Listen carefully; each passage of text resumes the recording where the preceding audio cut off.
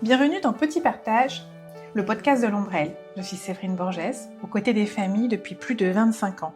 J'ai imaginé ce podcast comme un partage parce que le chemin parental est riche de joie, de rires, de pleurs et de questions. Vous y retrouverez des formats courts où je réponds à vos questions et des formats longs sous forme de discussion avec des parents. Bonne écoute! Aujourd'hui, nous sommes ensemble pour un podcast court où je vous parle massage bébé.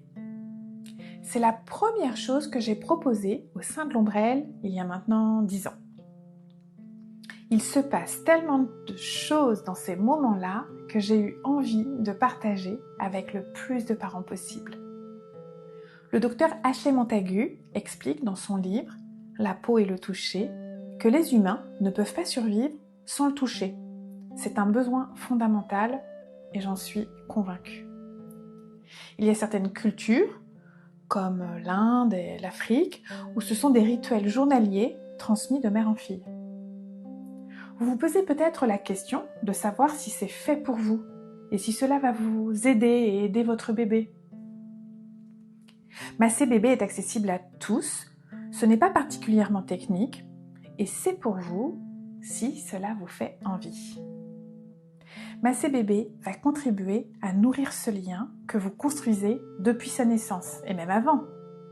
C'est le premier sens qui se développe in utero et ce sera le dernier à s'éteindre. C'est pour vous dire son importance. C'est un moment de communication, de connexion avec son bébé. C'est d'ailleurs parfois une bonne manière de se connecter quand la rencontre de naissance n'a pas été possible, comme le pot à pot d'ailleurs. C'est aussi une façon d'intégrer le message du respect, car oui, on leur demande la permission de les toucher. Et si nous sommes attentifs, les bébés savent nous dire si c'est OK ou pas, même tout petit. Vous posez tranquillement les bases. On peut aller y chercher un moment tendre et aimant, mais aussi quelques aides précieuses, comme aider bébé à mieux s'endormir, favoriser l'enchaînement de ses cycles. Pour cela, il faudra apporter une régularité quasi quotidienne tout de même. Nous allons pouvoir aider à soulager quelques maux MAUX, concernant le transit et la digestion par exemple. C'est aussi la possibilité de transmettre un sentiment de sécurité, de confiance et de détente. Par le massage, vous allez faire chuter son taux de cortisol, c'est-à-dire son hormone du stress. Et dans une proportion moindre, la vôtre. Alors profitez-en.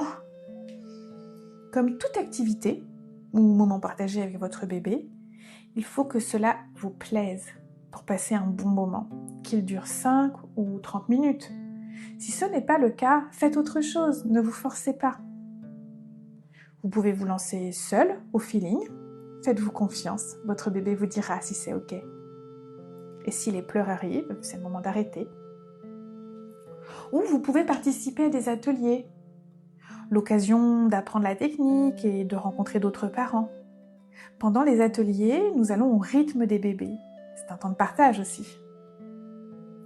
Pour ce moment de calme, pour votre bébé et vous, le mieux, c'est tout de même de s'isoler, si c'est possible, de couper votre téléphone par exemple. Vous pouvez préparer ce rituel avec une musique douce, une bougie, dans l'intention que vous passiez un doux moment ensemble pour des souvenirs inoubliables.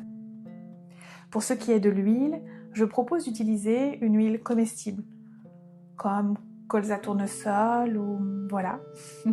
Les bébés mettent à la bouche et cela ne posera alors pas de problème. Juste attention aux huiles de massage du commerce qui sont souvent de synthèse et pas top à manger. Ah, j'oubliais, la température de la pièce. Il est important d'avoir bien chaud quand on se fait masser. Donc, dans l'idéal, au moins 22. C'est bien. Comment choisir le bon moment ?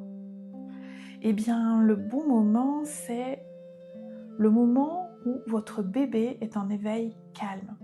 C'est-à-dire où ni la faim, ni le sommeil, ni l'agacement ne se fait ressentir.